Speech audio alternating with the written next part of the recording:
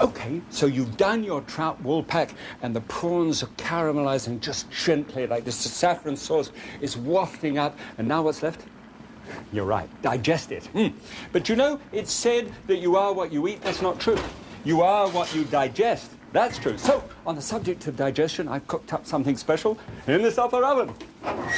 Good heavens! It's Bill Nye, the science guy. Bill Nye, the science guy. Bill Nye, the science guy.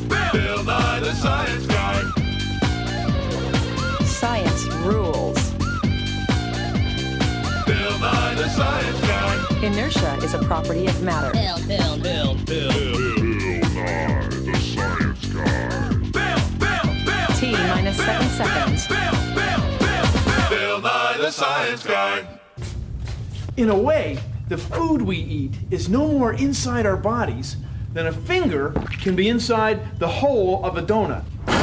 See, our bodies are like a donut, or like a string of donuts that runs from our mouths all the way through the middle of our bodies and ends up, well, in the end. Eating is amazing because our body is like an engine that runs on fuel, chemicals. Hello. And the fuel, the chemicals we need to keep going, we get from the food we eat. So when you think of food, think of it as fuel for your body. Now when you say fuel, you're saying like we burn it? You know, yeah, that's right. Our bodies combine the chemicals in our food with oxygen. The same way you combine the chemicals in a piece of wood with oxygen when you burn a match. Take a look at this. It's our food-powered steam cart of science, and it's gonna run on food. In this case, cereal. We're gonna put a little cereal in the bowl here and burn it. That's right. Should be like grinding food up in your mouth. Now, when our bodies combine the chemicals in our food with oxygen, they do it very efficiently at low temperature. Not so with the chemical-powered food fuel cart of science. We need to add a source of oxygen, and for that, we'll use potassium nitrate. It's mostly oxygen. We mix them up and put them in the cart. We were running this thing earlier, so we can get it started. Should take off pretty well. There it goes. Now let the boiler build up a little pressure. Okay, that should do it. Yeah! See? Food is fuel. What do you want to do? I don't know. What do you want to do? I don't know. I'm kind of low on energy. We could keep sitting here. Okay. Attention all units. Attention all units. Code orange. 2 kids. Low on energy. Corner of Kyman Pyloric. Respond immediately. Over. Let's roll.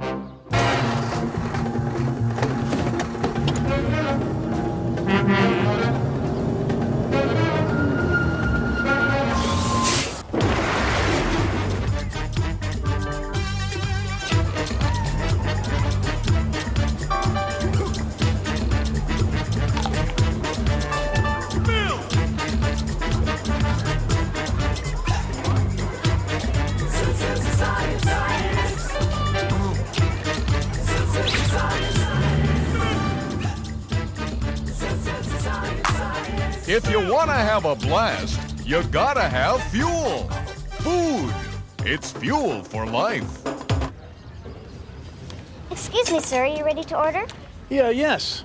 Vivian, I didn't know you worked here. Well, good rolls are hard to come by, but I'm up for this part in the science show for kids, and I really think I nailed it.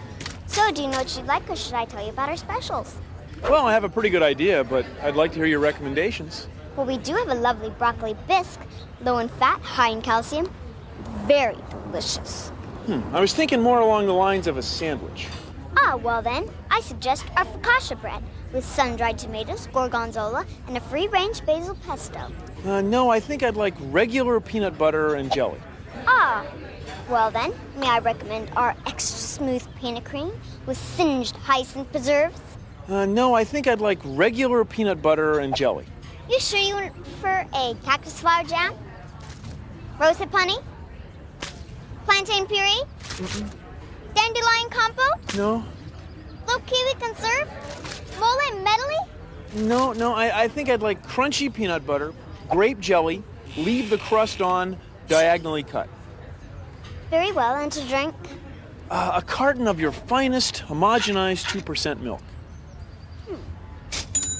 Daring, and yet eloquently simple.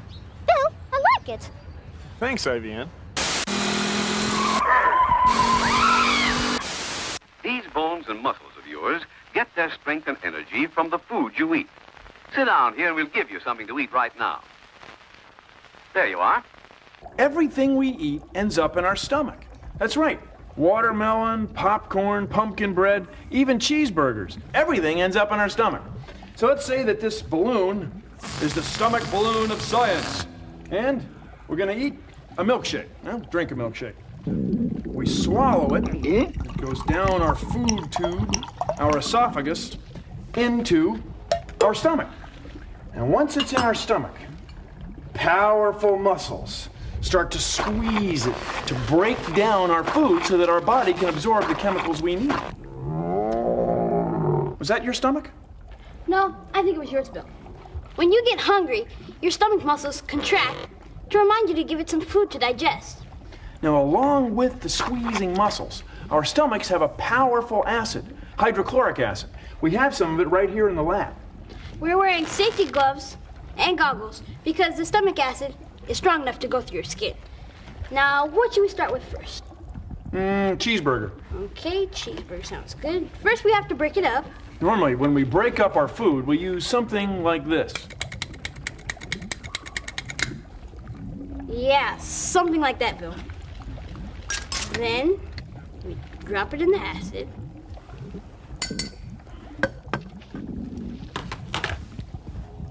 Wait a minute.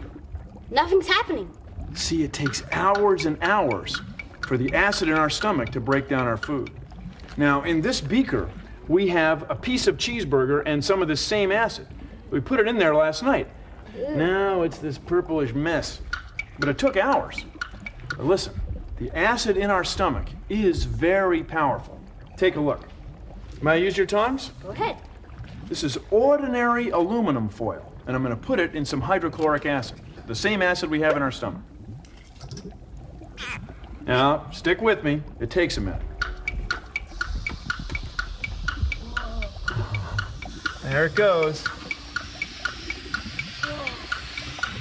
Now, that's what happened to the food in your stomach after you eat it. That's right. So why doesn't acid eat our stomachs? Well, our stomachs are lined with this stuff called mucus. Mucus protects our stomach walls from the acid inside. Plus, you grow a brand new stomach lining every 3 days. But every once in a while, you get what's called an ulcer. Ask your parents about ulcers.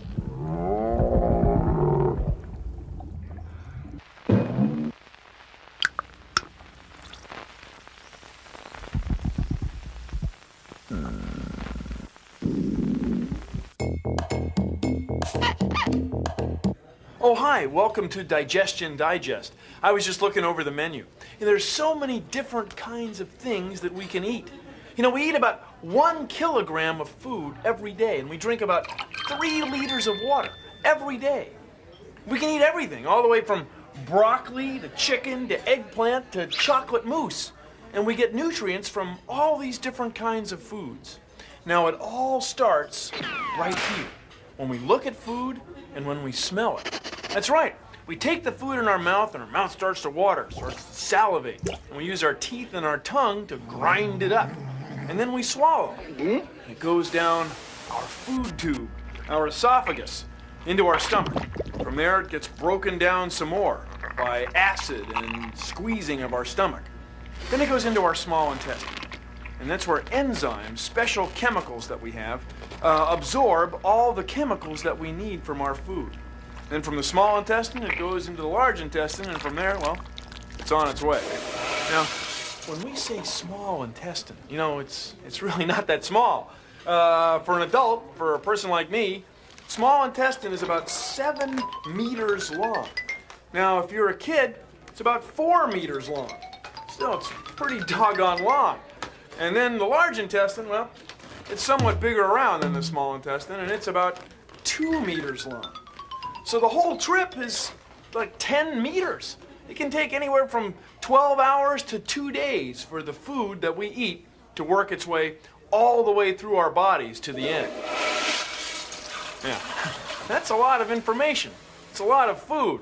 It's a lot to digest. Well, thanks for joining us on Digestion Digest.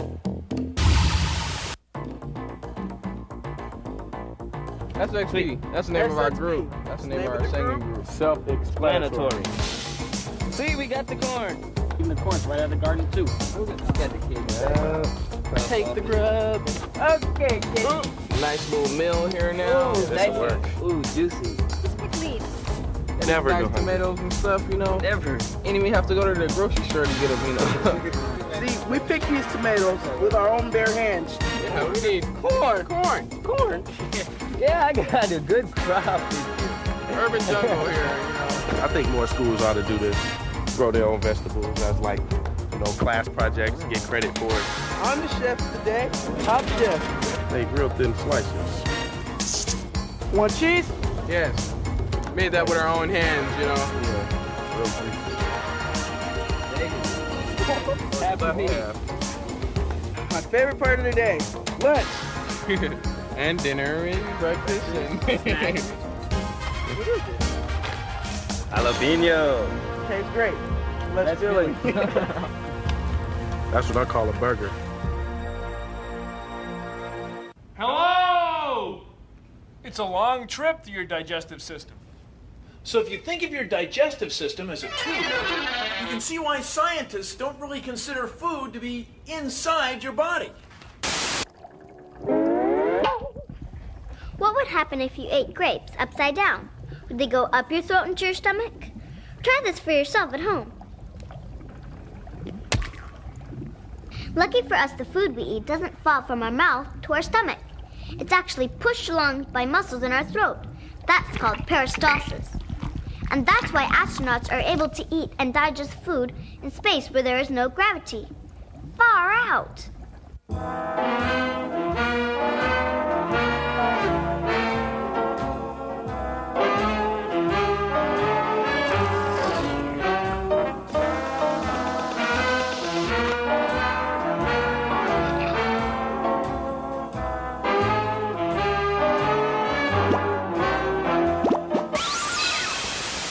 So how does our body absorb the chemicals, the nutrients in the food we eat that we need to keep going? Well, it all starts with chyme. No, not chime. Chyme! Chyme is the goopy, soupy stuff that we make in our stomachs and squeeze that our body digests. See, it's a lot easier for our body to move chyme around than it would be, say, for whole burgers or a plate of fries. Now, digestion begins in the mouth. Now, what's in your mouth? That's right, saliva. Most of us make about 1 liter of saliva every day. That's a lot of spit. So, let's have something to eat, shall we? We'll have a burger, a few fries. And we'll put them in the mouth-o-matic. Now, for saliva today, we're going to use a chocolate shake. That looks good. Yep, now we got to chew it up. So we'll energize the old mouth-o-matic. Now, when there's food in your mouth and you're chewing, you often use your tongue to move it around.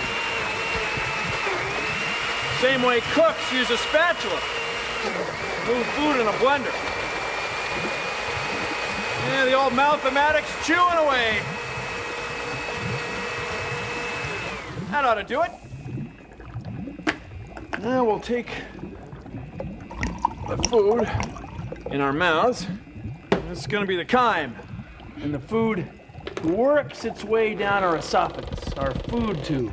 Then a valve over our stomach opens, and the food gets in our stomach, where we squeeze and mix it with acid. Then when it's chyme, the pyloric valve opens. What? The pyloric valve, it opens and lets food pass from our stomach into our small intestine. Our small intestine absorbs the chemicals in our food, much the same way a towel soaks up water. After the small intestine, it goes into the large intestine, and then, well, it's on its way. See, the whole process starts with chyme. Chyme is on your side.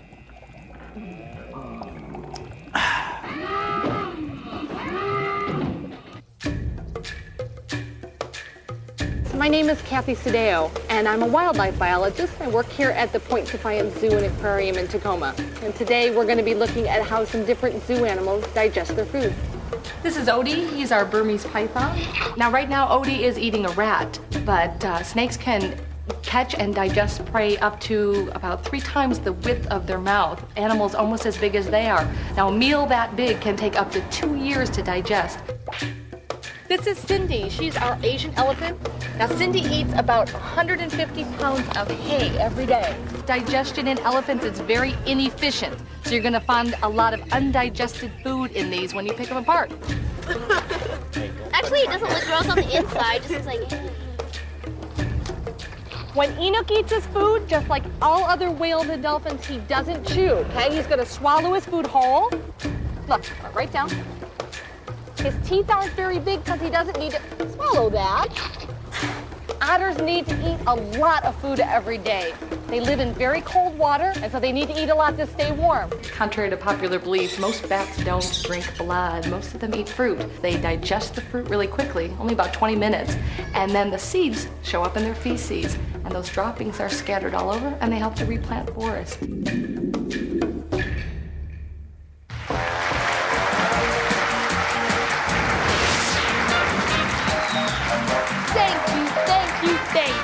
Thank you for joining us in these exciting last few minutes of the food pyramid. So far, player 1 is in the lead with 3 servings of milk, yogurt, and cheese, but player 2 is not far behind with 5 servings of bread and 1 fruit. Player 1, please go ahead. Okay, Johnny. I'll take beans for 300 calories, please. Player 1, are you aware that this is the breaking point? If you answer this question correctly, you have reached all 2,200 calories, completing your daily supply as stated in the dietary guidelines, and win a year's supply of the food of your choice. If you answer incorrectly, however, you will lose the fat bonus, and player 2 will win. I'm ready, Johnny. Okay, then. For 300 calories, we're looking for the type of beans served with tacos, player 1. Beans. Just look at all these fabulous beans. Fava beans? No. We're looking for the type of beans served with tacos. White kidney beans? No. Could it be pork and beans? Ooh, I'm sorry. The answer we're looking for is refried beans. That's refried. But that means player 2, you win! We'll see you back here tomorrow night completing the Fruits and Vegetables Hall of Good Taste. Until then, I'm Johnny Digest. Thank you for joining us and happy eating!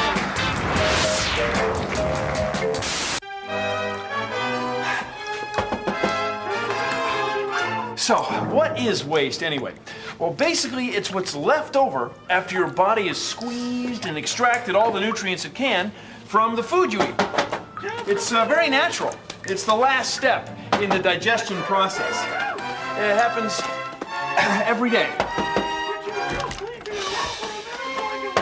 You done yet? Every day.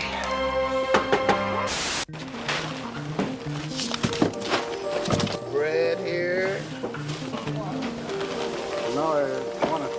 So, food is fuel, and everyone needs fuel to keep going. But unfortunately, not everyone can get enough fuel. And that's why we have places like these. This is a food bank. It's a place where people can come to get food. So right here we have beans and rice. Together they make a complete protein. That's good. That's real good. But just a minute. See, we have the richest society in the history of the world. And yet there are people who can't get enough fuel to run their bodies. They can't get enough food. Now look at all this food. We have apples from New Zealand. Oh, here he goes again. See, Science Guy gets like this with things that are really important to him. Just give him a minute to get it off his chest, and he'll be right back. See? Here he comes. Exchange Told money, ya. the people can't get enough fuel. The key is education. Thanks, I feel better now. All right, this is the human digestive system. Food goes in our mouth. Then our teeth grind it and mash it up. That helps break the food down so our body can get access to the nutrients. Then it travels to our stomach, where it's mixed with hydrochloric acid to help break it down even more. Then into the small intestine, a very long tube where the food winds through over 7 meters of wrinkles and bends as our body absorbs and digests it. Next stop, the large intestine. That's the colon. It's where the stuff that can't be digested, the waste products, are dried so they can be shipped out of there. The end of the line.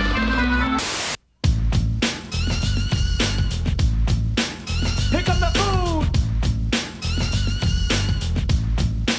Here comes the food! Food in your face, gotta get some. Eating and drinking is good, get you going, have a snack. Carbs, fiber, fat, gotcha, eat what a treat. Come on, go it down, eating what you want. Healthy combos now. Growing stronger with my body's juice. Keep eating it up, so turn me loose. Internal organ called intestine. Helps it with digestion. Food, bring more food. I'm talking about the stuff I ain't ate yet. It's hard to believe that I might have to heave in my gut going down. I just gotta leave. By mixing all these foods, we make fuel that we use. They keep us going. Fish and meat, fruit and wheat, and a sweet digestion keeps the flow complete. So here's the word that I've heard. If you have, you might cramp, and the fat that goes along with that. Digestion. Digestion. Digestion. Digestion.